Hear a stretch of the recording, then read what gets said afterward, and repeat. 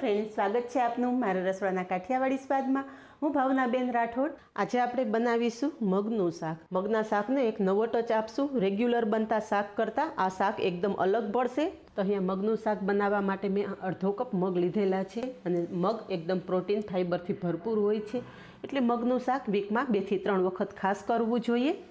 તો મગને આપણે એક બાઉલમાં લઈ લેશું અને સારી રીતે ધોઈ લેશું।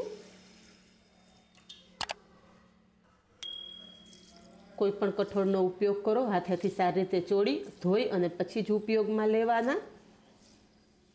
તો અહીંયા તમે જુઓ, હાથેથી ચોળતા પાણી ડોળું થઈ ગયું છે, તો આ પાણી કાઢી અને હજી એક પાણીથી ધોઈ લેશું। તો અહીંયા મગ ધોઈ લીધા છે, ધોયેલા મગ બાફવા મૂકી દેશું। તો મગ બાફવા માટે મેં 1.5 કપ પાણી કુકરમાં ગરમ કરવા મૂકેલું છે। આપણે અડધો કપ મગ લીધેલા છે એટલે 1.5 કપ પાણી કમ્પ્લીટ રહેશે। હવે પાણીમાં આપણે અડધી ચમચી હળદર ઉમેરશું અને સાથે અડધી ચમચી મીઠું પણ ઉમેરશું। હળદર અને મીઠું પાણીમાં ઉમેરી અને મગ બાફશો એટલે મગમાં હળદર અને મીઠું સરસ ચડી જશે અને શાકનો સ્વાદ પણ બહુ સરસ આવશે। અત્યારે આપણે ઇન્સ્ટન્ટ મગનું શાક કરીએ છીએ એટલે મગમાં આપણે 5 સીટી કરવી પડશે। જો તમે પલાળેલા મગનું શાક કરતા હોય તો 3 જ સીટીમાં તમારા મગ એકદમ સરસ બફાઈ જશે।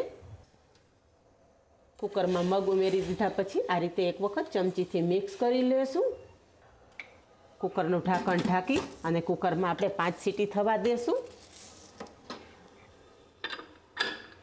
અહીંયા કુકરમાં 5 સીટી થઈ ગઈ છે અને હવા એની મેળે રિલીઝ થઈ ગઈ છે। ચેક કરી લઈએ। મગ બફાઈ પણ જવા જોઈએ અને મેસી પણ ના થવા જોઈએ, એ વાતનું ખાસ ધ્યાન રાખવાનું। તો અહીંયા તમે જુઓ કે આપણા મગ એકદમ સરસ બફાઈ ગયા છે પણ જરાય મેસી નથી થયા। તો બાફેલા મગ સાઈડ પર રાખી દેશું અને વઘાર કરશું। તો શાકનો વઘાર કરવા ગેસ પર કઢાઈ મૂકેલી છે, કઢાઈમાં તેલ ઉમેરશું। તેલનું પ્રમાણ તમારા સ્વાદ મુજબ વધારે કે ઓછું કરી શકો છો। અત્યારે મેં 2 ચમચા જેટલું તેલ મૂકેલું છે।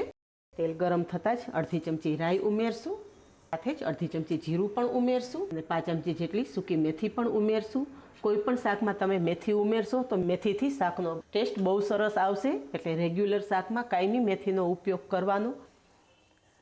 અહીંયા રાઈ, મેથી અને જીરું કકડી ગયા છે તો મેં 5 કળી લસણ, 2 લીલા મરચાં અને 1 ટુકડો આદુનો ક્રશ કરીને લીધેલો છે, એ પણ કઢાઈમાં ઉમેરી દઈશું।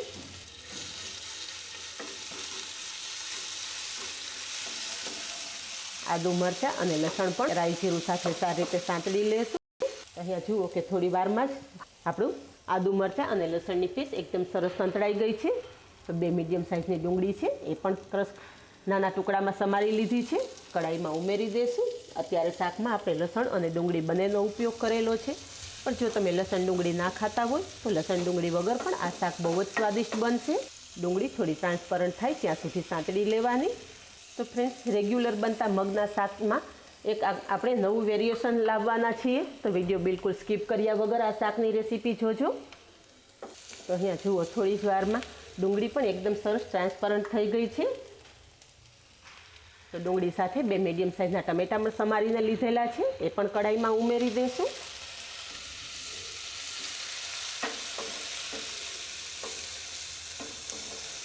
ગેસની ફ્લેમ એકદમ ધીમી કરી દઈશું અને ડુંગળી ટમેટા સંતળાય ત્યાં સુધીમાં શાકમાં ઉમેરવા માટેની એક સ્પેશિયલ પેસ્ટ તૈયાર કરી લઈએ। મસાલા પેસ્ટ બનાવવા માટે એક બાઉલમાં 3 ચમચી દહીં લેશું। આ દહીં ઘરનું જમાવેલું જ છે। દહીંની સાથે મસાલા કરશું। તો મસાલામાં અહીંયા મેં 2 ચમચી જેટલું લાલ મરચું પાવડર લીધેલો છે। લાલ મરચું પાવડર તમારા સ્વાદ મુજબ વધારે કે ઓછો કરી શકો છો। અડધી ચમચીથી ઓછી હળદર, 1 ચમચી ધાણા જીરું પાવડર અને સાથે જ 1 ચમચી ચણાનો લોટ લીધેલો છે। ચણાનો લોટ 1 ચમચી લેવાનો છે, એ વાતનું ખાસ ધ્યાન રાખજો। જો ચણાના લોટનું પ્રમાણ તમે વધારશો તો ગ્રેવી એકદમ ઘટ થઈ જશે। હવે બધું જ સારી રીતે મિક્સ કરી લેશું। આ રીતે મસાલા પેસ્ટ તૈયાર કરવાથી મસાલા દહીં સાથે થોડા ફૂલી જશે અને શાક વધારે સ્વાદિષ્ટ બનશે। તો અહીંયા શાક માટેની સ્પેશિયલ મસાલા પેસ્ટ તૈયાર થઈ ગઈ છે। હવે ડુંગળી ટમેટાં ચેક કરી લઈએ। અહીંયા તમે જુઓ કે થોડી જ વારમાં ડુંગળી ટમેટાં એકદમ સારી રીતે સંતળાઈ ગયા છે અને ટમેટાં થોડા મેશ પણ થઈ જાય છે।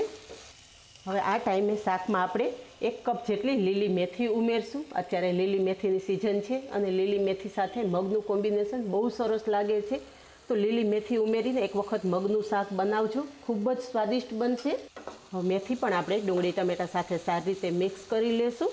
તો અહીંયા તમે જુઓ કે થોડી જ વારમાં મેથી સારી રીતે સંતળાઈ જવામાં આવી છે અને મેથી એકદમ સંકોચાઈ પણ ગઈ છે. હવે જે આપણે મસાલા પેસ્ટ તૈયાર કરીને રાખેલી છે એ કડાઈમાં ઉમેરી દઈશું. ગેસની ફ્લેમ અત્યારે ધીમી જ રાખેલી છે.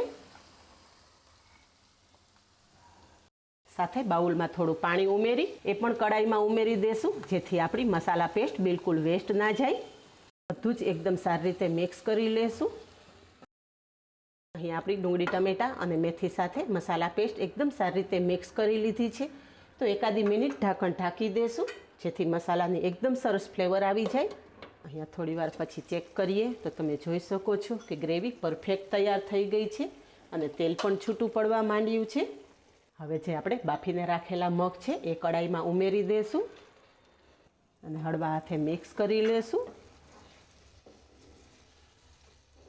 અહીંયા મગ એકદમ સરસ મિક્સ કરી લીધા છે. હવે આપણે મગ બાફવામાં પણ મીઠું ઉમેરેલું, એટલે અત્યારે આપણે ગ્રેવી પૂરતું જ મીઠું ઉમેરશું.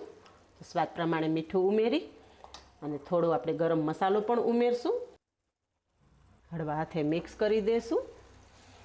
મગ બાફેલા હોવાથી મગને વધારે વાર આપણે ચોળવવાના નથી, પણ થોડી વાર ઢાંકણ ઢાંકશું એટલે ગ્રેવીની એકદમ સરસ ફ્લેવર મગ સાથે મિક્સ થઈ જશે. અહીંયા થોડી જ વારમાં બધું જ સારી રીતે મિક્સ થઈ ગયું છે અને ગ્રેવીની એકદમ સરસ ફ્લેવર મગમાં આવી ગઈ છે. તો છેલ્લે મગમાં અડધા લીંબુનો રસ ઉમેરશું.